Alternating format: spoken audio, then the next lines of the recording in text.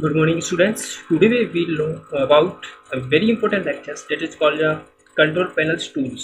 तो इसमें क्या करेंगे हम कि वैसे कंट्रोल पैनल्स बहुत सारे टूल्स होते हैं, लेकिन हम कुछ ही के बारे में जानेंगे जो ज़्यादा इंपॉर्टेंट होते हैं और बेसिकली हमें डेली बेसिस पे यूज करने पड़ते हैं। जैसे कि फर्स्ट इसमें एक्शन सेंटर है, तो एक्शन सेंटर में देख रहे हैं आप फ्लैग बना हुआ है।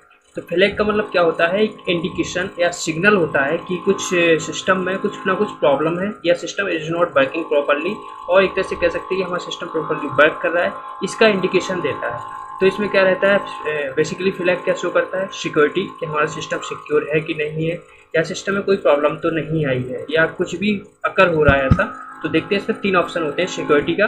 पहला, तो सिक्योरिटी के लिए क्या रहता है कि एक तो विंडोज डिफेंडर जो बाय डिफ़ॉल्ट हमारे सिस्टम में इंस्टॉल होता है, तो उसको क्या करते हैं हम यहाँ से टर्न ऑन या टर्न ऑफ करते हैं। तो ये एंटीवायरस की तरह काम करता है। मतलब क्या है कि जो भी स्पाईवेयर हुए या कोई भी मालवेयर्स हुए, वायरस बॉम्ब्स वगैरह, सबको ये इन सब से हमें प्रोटेक्ट करता है, हमारे सिस्टम को प्रोटेक्ट करता है। दूसरा होता है कि आप कोई एंटीवायरस इंस्टॉल कर लें तो वहाँ से यहाँ से उसको ऑन कर सकते हैं यदि ऑफ है बाय डिफ़ॉल्ट तो। नेक्स्ट होता है मेंटेनेंस। मेंटेनेंस में क्या होता है कि यदि हमारे सिस्टम में कोई प्रोग्राम्स है जो प्रॉपर्ली रन नहीं कर रहा है, तो उसका सॉल्यूशन यहाँ से प्रॉपर्ली अवेलेबल रहता है। मेंटेनेंस में ये रहता है। दो ऑप्शन और अवेलेबल रहते हैं, फर्स्ट है ट्रबल शूटिंग, नेक्स्ट है रिकवरी। तो ट्रबल शूटिंग या रिकवरी ये कंट्रोल पैनल का एक अलग से पार्ट है, और यहाँ पे भी समझ सकते हैं, इसलिए हमें वो दो ऑप्शन अलग से दिए गए, उनको नहीं समझने की ज़रूरत पड़ेगी। तो चलिए देखते हैं ट्रबल शूटिंग क्या होता है। ट्रबल शूट मतलब होता है ट्रबल, ट्रबल मीन्स होता है परेशानी या प्रॉब्लम। शूट मीन्स होता है उसको शूट करना या रिमूव करना, हटाना। तो क्या होगा कि जैसे मान लीजिए कोई प्रोग्राम हमारा रन नहीं कर रहा है, उसको हम ट्रबल शूट करेंगे तो क्या हो जाएगी, उसमें जो भी प्रॉब्लम आ रही थी वो सही हो जाती है। तो ट्रबल शूटिंग में ये रहता है, ये मोस्टली अकर होता है। मतलब कि कोई भी इंडिविजुअल पर्सन हो, कभी कभी ऐसा होता है कि हमारा कोई प्रोग्राम रन नहीं करता तो हम उसको ट्रबल शूट करते हैं, तो हमें जो भी फाइनल प्रॉब्लम्स होती है या एक्चुअल रूट कॉज होता है उसका, वो हमें उससे पता चल जाता है ट्रबल शूट से। तो कोई भी प्रोग्राम जब हमारा रन ना करे तो ट्रबल शूट का एक ऑप्शन होता है, उससे हमें एक प्रॉब्लम पता चल जाती है कि हमारे प्रोग्राम में एक्चुअल प्रॉब्लम क्या है, उसको हम सॉल्व कर लेते हैं। तो ट्रबल शूटिंग में ये होता है। नेक्स्ट होता है रिकवरी। रिकवरी क्या होता है कि जैसे हमें हमारा प्रोग्राम्स है, उसमें बहुत सारी फाइल्स हैं, डेटा है, उसको हमें रिकवर करना है, या हम चाहते हैं कि जो हमारी ऑपरेटिंग सिस्टम है हम उसको भी रिकवरी करें, एक अलग से पेज बना लें। तो इसमें तीन ऑप्शन होते हैं। जो सबसे मोस्ट इम्पॉर्टेंट ऑप्शन जो होता है ओपन सिस्टम रिस्टोर, ये मोस्टली मैं प्रेफर करता हूँ जब हमारा सिस्टम रन नहीं करता प्रॉपर्ली, या कुछ ऑपरेटिंग सिस्टम में भी कुछ प्रॉब्लम्स आती है या सिस्टम हमारा स्लो हो जाता है, उस समय मैं इसको परफॉर्म करता हूँ। उसमें क्या होता है ओपन सिस्टम रिस्टोर में कि जो भी हमारे सिस्टम में चेंज हुए हैं कुछ टाइम के पहले, उसको ये अंडू कर देता है। अंडू का मतलब जो भी सॉफ्टवेयर इंस्टॉल किया, मान लीजिए आपने डेट लगा दी आज की, तो आज की डेट के पहले जो भी प्रोग्राम्स इंस्टॉल किए गए, जो भी कुछ हुआ, उनको अनचेंज रहेगा, केवल जो आज का डेटा है उसको चेंज कर देगा। और इसमें क्या होता है, जो भी आपकी फाइल्स हैं, डॉक्यूमेंट है, पिक्चर्स हैं, जो भी डेटा है उसको कोई नुकसान नहीं होता। इसमें ये रहता है ओपन सिस्टम रिस्टोर में। मतलब हमारा सिस्टम अच्छे से रिस्टोर हो जाता है, पर हमारा डेटा कुछ भी लॉस नहीं होता। क्रिएट अ रिकवरी ड्राइव, इसमें क्या होता है कि जो भी सिस्टम है हम उसको रिस्टोर कर रहे हैं। रिस्टोर का मतलब क्या हो रहा है कि सब कुछ डिलीट कर रहे हैं और वो एक जगह एक रिकवरी ड्राइव में स्टोर कर देंगे। इसमें क्या होता है, हमारा जो एक्चुअल डेटा होता है सिस्टम का वो सब कुछ डिलीट हो जाता है परमानेंटली। बस इसमें क्या रहता है कि जिसका हम रिकवरी कर रहे हैं उसका रिकवरी हमारी एक ड्राइव में स्टोर हो जाता है। तो मैं प्रेफर करूँगा कि आप सेकंड पॉइंट को फॉलो करें। थर्ड पॉइंट होता है इसमें कॉन्फ़िगर सिस्टम रिस्टोर। इसमें क्या रहता है कि आप मैनुअली अपनी डिस्क को मैनेज कर सकते हैं, और जो भी डिस्क डिलीट करने डिलीट कर सकते हैं, और डिलीटेड पॉइंट को रिस्टोर कर सकते हैं। तो ये तीन ऑप्शन होते हैं। टू ऑप्शन मोस्टली हर प्रोग्रामर्स या कोई भी विंडोज का यूजर्स हो, हर कोई इसे यूज करता है। तो ये वाला ऑप्शन ज़्यादा इंपॉर्टेंट था, इसलिए हमने इसको बता दिया। चलिए वापस चलते हैं कंट्रोल पैनल। नेक्स्ट होता है add features to the Windows 8.1। मेरी विंडोज 8.1 है, इसलिए जिसके जो भी एक्स्ट्रा फीचर्स होंगे वो ऐड नहीं होंगे, आप यहाँ से ऐड कर सकते हैं। तो इसको ज़्यादा समझाने की ज़रूरत नहीं है। नेक्स्ट होता है एडमिनिस्ट्रेटिव टूल्स। एडमिनिस्ट्रेटर का मतलब होता है जो एडमिन होता है। तो एडमिन के जो भी काम होते हैं हमारे सिस्टम में मैनेज करने वाले, उन सबको ये मैनेज करता है। तो इसमें सबसे इंपॉर्टेंट होता है कंप्यूटर मैनेजमेंट। कंप्यूटर मैनेजमेंट में आता है कि हमारे सिस्टम में क्या क्या मैनेज करने योग्य है, मतलब क्या क्या डिवाइस मैनेजमेंट हो गया और मेमोरी मैनेजमेंट हो गया, यही सारे ऑप्शन इसमें रहते हैं। तो देखिए ये आ गया event viewer, task schedulers, share folders, device manager, mostly होता है डिवाइस को मैनेज करना, और डिस्क मैनेज। डिस्क मतलब जो भी हमारे डिस्क है, हार्ड डिस्क है, उसको उसमें मेमोरी को एलोकेट करना, डीलोकेट करना, नई हार्ड डिस्क बनाना, नई ड्राइव क्रिएट करना और ड्राइव को डिलीट करना। ये सारे ऑप्शन आते हैं डिस्क मैनेजमेंट में। डिवाइस में आता है कि कोई भी कुछ हमारे डिवाइसेस हैं हमारे सिस्टम में, उनको सही से मैनेज करना। तो देखिए इसमें सारे ऑप्शन आते हैं। तो ये जो डिवाइसेस हैं इनके जो भी ड्राइवर्स होते हैं वो यहीं से इंस्टॉल किए जाते हैं। जब भी हम अपने सिस्टम में विंडोज़ इंस्टॉल करते हैं तो उसके जो भी ड्राइवर्स होते हैं वो यहाँ से हम क्या करते हैं, उन्हें इंस्टॉल करते हैं। जैसे मान लीजिए लेते हैं CD DVD, ठीक है। इसके राइट क्लिक पे जाइए, स्कैन फॉर हार्डवेयर प्रॉपर्टीज, या इस पर क्लिक कर दीजिए। यहाँ से इसका जो ड्राइवर्स है वो अपडेट ड्राइवर, सॉफ्टवेयर ड्राइवर को, और जो डिवाइस मैनेजमेंट है या डिस्क मैनेजमेंट है ये भी कंट्रोल पैनल में अलग से एक ऑप्शन है। तो इसको ज़्यादा डीप में नहीं जाते हैं, बस इतना ही समझ लेते हैं। नेक्स्ट होता है डीप फ्रेगमेंट ऑप्टिमाइज ड्राइव्स, मतलब जो हार्ड डिस्क में स्पेस एलोकेट होता है, डी एलोकेट होता है, उसका डीप फ्रेगमेंट। डीप फ्रेगमेंट का मतलब हो गया कि जो भी प्रोग्राम आपने रन किया करेंटली, मान लीजिए आप क्रिकेट का गेम खेल रहे हैं, तो उसमें क्या होता है, डेटा बहुत ज़्यादा एलोकेट होता है किसी भी मेमोरी एड्रेस से। जब गेम कंप्लीट हो जाता है तो जो डेटा क्रिएट हुआ था अननेसेसरी किसी मेमोरी प्लेस में, तो उसको फिर से साफ करना, वो काम होता है हमारा डीफ्रेगमेंटेशन। मतलब ये ड्राइव ऑटोमेटिक करती है। डिस्क क्लीन अप होता है कि आप डिस्क को क्लीन करना। और इसमें और भी ऑप्शन होते हैं जैसे परफॉर्मेंस मॉनिटर्स, कि हमारा सिस्टम कैसे रन कर रहा है, ये परफॉर्मेंस दिखाता है कि CPU कैसे रन कर रहा है, या फिर डेटा कलेक्टर्स, तो ये सारी चीज़ें इसमें शो करता है। मेमोरी का स्पेस शो कर रहा है। नेक्स्ट होता है प्रिंट मैनेजमेंट, प्रिंटर से रिलेटेड जानकारी, हम इसके अंदर नहीं जाते हैं। रिसोर्स में क्या होता है, रिसोर्स क्या होते हैं कि मेमोरी हो गया, CPU हो गया, इन सब, या कोई डिवाइस हो गई जैसे प्रिंटर हो गया, ये अवेलेबल हैं, तो हम उनको कैसे मॉनिटरिंग करें कि डिवाइस कितनी यूज हो रही है और CPU कितना यूज हो रहा है, तो ये इसमें हम देख भी सकते हैं। यहाँ से ये सारा इसको डिटेल में बताता है। ये नेटवर्क है, लोकल एरिया नेट कम्युनिकेशंस है, CPU के बारे में बता देगा कि CPU में कौन सी प्रोसेस कितना स्पेस लिए है, कौन सी प्रोसेस, PID क्या है, प्रोसेस नंबर है, और यहाँ पे ये प्रोसेस के नेम है, और कितना स्पेस लिया है, ये सारी जानकारी इसमें रहती है। नेक्स्ट होता है सर्विसेज, कौन सी सर्विसेज अवेलेबल हैं, सिस्टम कॉन्फ़िगरेशन, सिस्टम का कॉन्फ़िगरेशन कैसा है, और सिस्टम इन्फॉर्मेशन, कि इस सिस्टम के बारे में जानकारी आती है। तो ये सारा डिटेल्स आता है कि सिस्टम कौन सा है, इसका प्रोसेसर कौन सा है, ये सारे डिटेल्स इसमें शो होते हैं, ठीक है। तो एडमिनिस्ट्रेटर का मतलब होता है कि जो एडमिन के लिए कौन कौन से ऑप्शन है वो कर सकता है। ऑटो प्ले जो होता है इसको ज़्यादा डिटेल में नहीं बताएंगे कि प्रोग्राम्स में कौन से प्रोग्राम्स हैं जो ऑटो प्ले कर सकते हैं। जैसे कि कोई आपको इमेज करनी है, वो ऑटो प्ले हो तो ऑटो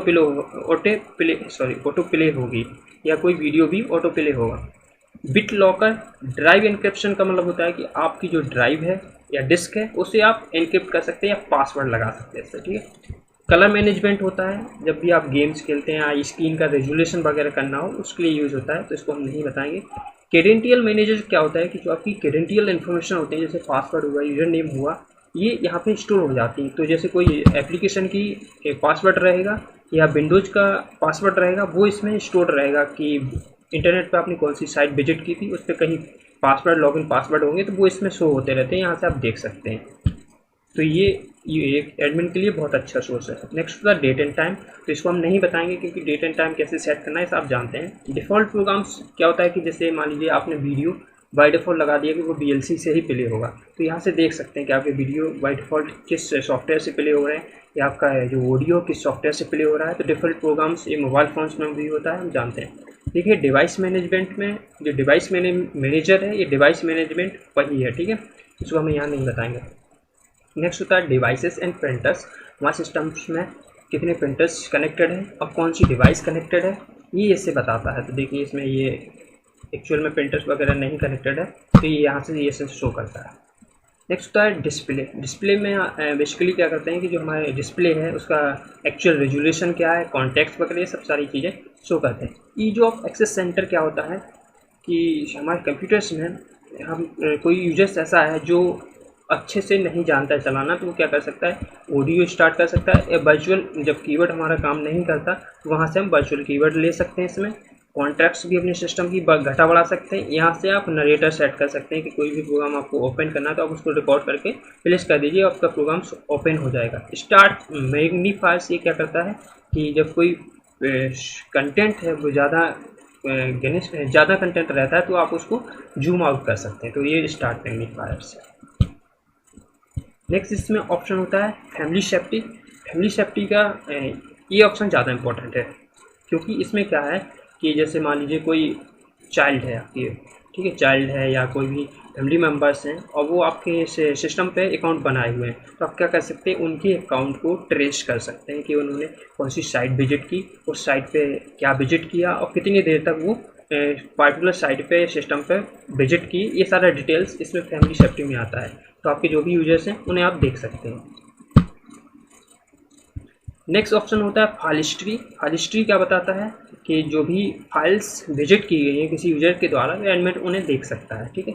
फ्लैश प्लेयर बेसिकली क्या होता है कि कुछ HTML फाइल्स होती हैं जो ओपन नहीं होती हैं, जैसे जीमेल होगा स्पेशली प्ले नहीं होता है, या कुछ एनिमेशन होती हैं उन्हें प्ले करने के लिए फ्लैश प्लेयर इंस्टॉल करते हैं, तो ये बाय डिफ़ॉल्ट विंडोज़ में आता है। फोल्डर ऑप्शन में क्या होता है, जैसे कोई फोल्डर्स है हिडन करना है या हिडन फोल्डर्स को हमें ओपन करना है, तो यहाँ से वो सेटिंग हम यहाँ पे ओपन कर सकते हैं या माउस की सेटिंग भी क्लिक कर सकते हैं सारे। तो ये सारे ऑप्शन इसमें आते हैं। देखिए व्यू है तो यहाँ पे देखना है कि don't show the hidden files folders device, मतलब आप क्या चाहते हैं कि जो भी हिडन फाइल्स है फोल्डर्स हैं उन्हें शो ना करें, तो यहाँ पे show hidden files folder click कर देंगे तो आप जो भी फोल्डर्स आप देखना चाहते हैं उन्हें देख सकते हैं, ठीक है। नेक्स्ट होता है फॉन्ट। फॉन्ट में क्या होता है, कुछ ऐसे डॉक्यूमेंट होते हैं, ऐसे फॉन्ट होते हैं जिनसे क्या होता है कि डॉक्यूमेंट पे जो भी कंटेंट है वो प्ले नहीं होता है। एग्जाम्पल खोल लेते हैं इनकम सर्टिफिकेट, ठीक है। इनकम सर्टिफिकेट में क्या होता है कि जो हमारी गवर्नमेंट का रहता है उसमें क्या रहता है, कुछ स्पेशल फॉन्ट रहता है जिसे कुर्तुदेव करके कुछ कहते हैं, जो फॉन्ट हमारे सिस्टम पे अवेलेबल नहीं होता, तो उसमें जब भी हम उस डॉक्यूमेंट को ओपन करते हैं अपने MS ऑफिस की हेल्प से, तो उसके आता है उस पर जो लैंग्वेज रहती है वो एक्चुअल हमें विजुअल नहीं होता है, तो हमें क्या करना होता है उस फॉन्ट को डाउनलोड करते हैं। डाउनलोड करने के बाद जो यहाँ पे फॉन्ट होते हैं उनमें यहाँ पे से पेस्ट कर देते हैं, यहाँ पे उसको हम क्या करेंगे पेस्ट कर देंगे। जब हम पेस्ट कर देंगे, पेस्ट करने के बाद फिर उस डॉक्यूमेंट को हम पढ़ सकते हैं। ये फॉन्ट जितने भी फॉन्ट होते हैं हमारे MS ऑफिस में सारे अवेलेबल रहते हैं इसमें। नेक्स्ट होता है होम ग्रुप। होम ग्रुप क्या होता है, एक तरह का एक नेटवर्क होता है, जैसे कि मान लीजिए आपको दो कंप्यूटर के बीच में डेटा ट्रांसफ़र करना है, तो ईथरनेट केबल की तरह से आप नेटवर्क शेयरिंग सेंटर बना सकते हैं और फिर डेटा ट्रांसफ़र कर सकते हैं। इंडेक्सिंग यूज होता है कि जो फाइल है आपको सर्च करनी है, उसमें क्या कर सकते हैं, जैसे मान लीजिए कोई फाइल्स ऐसी है जो 100 MB की है, तो आप क्या करेंगे उस फाइल्स का नाम किससे स्टार्ट हो रहा है तो वो नाम का भी इंडेक्स लगा सकते हैं। फिर उसके बाद ऑप्शन क्लिक करेंगे कि जो फाइल सर्च कर रहे हैं वो 10 MB से 200 MB के बीच में होना चाहिए, तो उससे बहुत आसानी से मिल जाएगा। यह फिक्स है 100 MB, आप उस पर लिख दीजिए। उसके बाद क्या ऑप्शन कर सकते हैं, उसके डेट वाइज उसे सॉर्ट कर सकते हैं कि इस डेट की है, तो इस तरह से क्या होता है हमें डेटा सर्च करना बहुत आसान हो जाता है, तो इंडेक्सिंग वहाँ यूज होती है।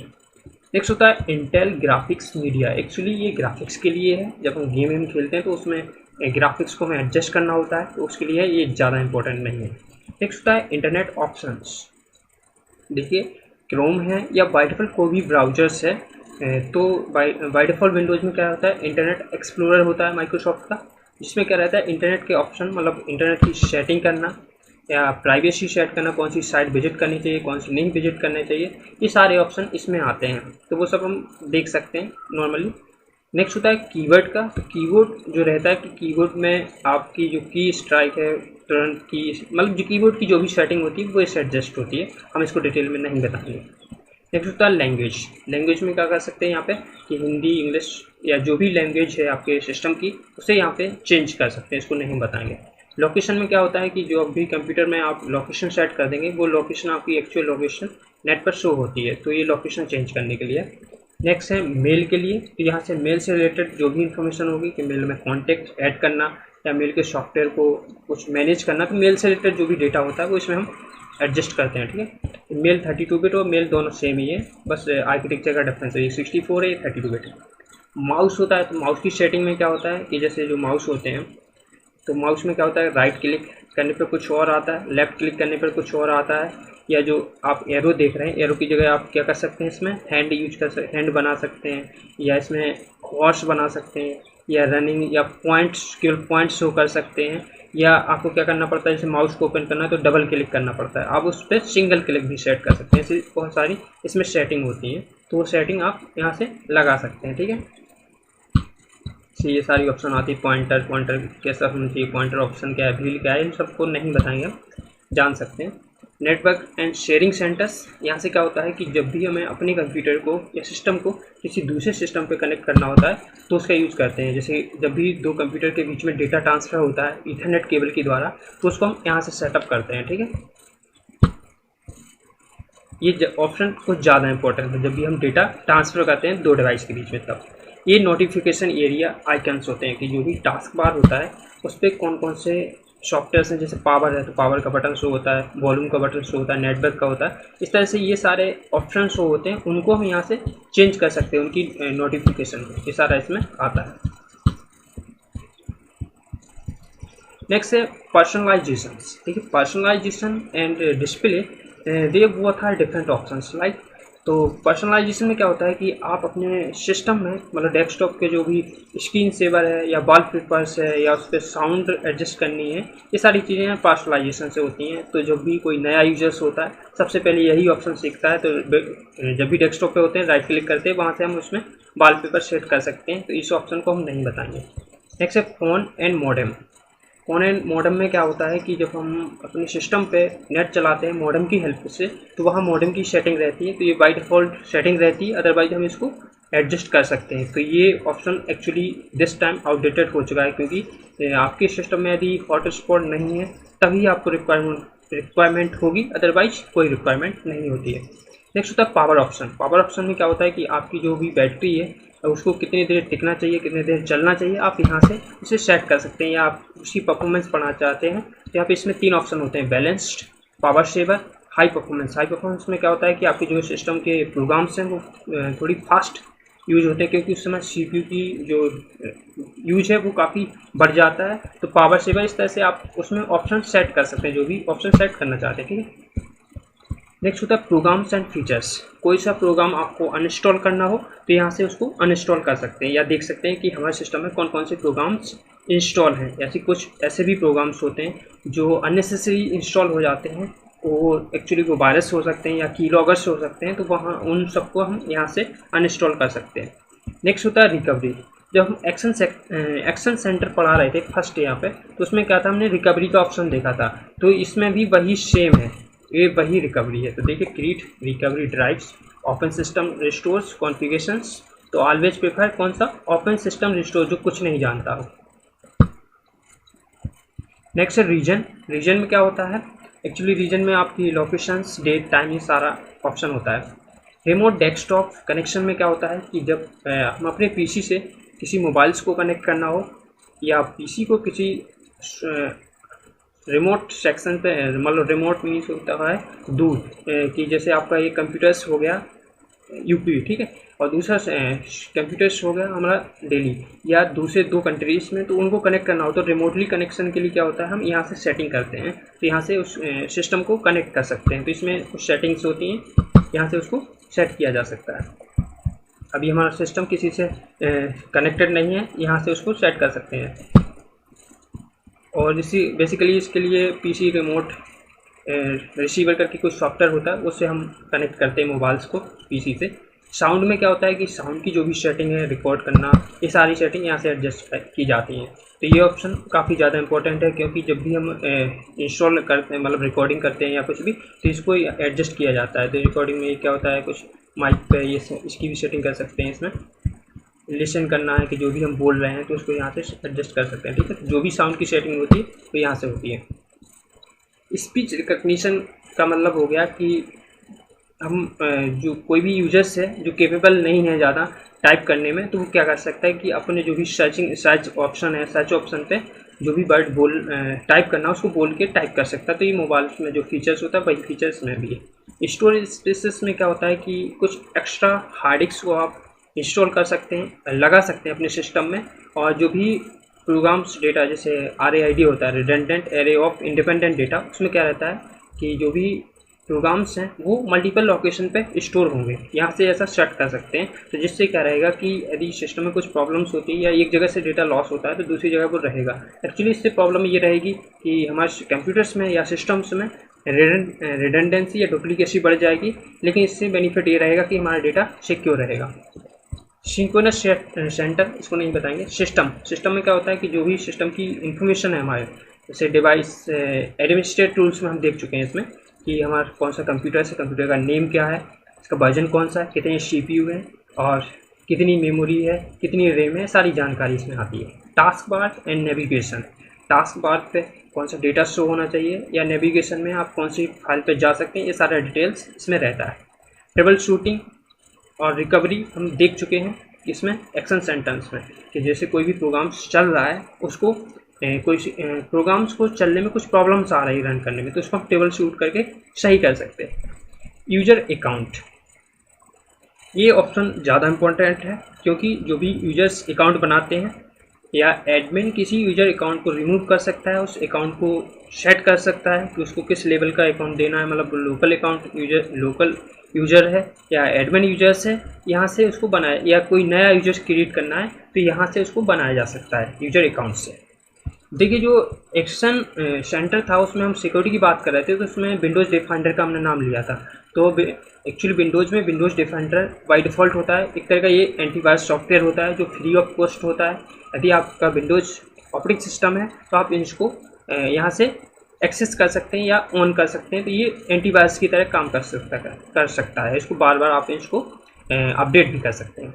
नेक्स्ट है विंडोज़ फायरवॉल, ये ज़्यादा इम्पोर्टेंट है क्योंकि क्या होता है कि फायरवॉल का जो मीनिंग है, फायरवॉल मीन्स होता है बॉल ऑफ फायर, मतलब आग की दीवार। इसका मतलब क्या होता है कि हमारा कंप्यूटर्स पे जब हम कई साइट विजिट करते हैं, और ऐसा भी होता है कि किसी साइट से हमारे सिस्टम पे वायरस आ जाते हैं, डाउनलोड हो जाते हैं किसी मिस्टेक से या गलती से, या कुछ साइट में वायरस रहते हैं जैसे उन्हें विजिट करते हैं वो हमारे सिस्टम पे आ जाते हैं। तो यहाँ से क्या कर सकते हैं कि जो साइट हैं उनको हम ब्लॉक कर सकते हैं, कि कुछ भी ऐसी साइट है जिसमें हमें लगा कि डाउट है, ये साइट ठीक नहीं है या ट्रस्टेड नहीं है, तो उसको हम ब्लॉक कर सकते हैं।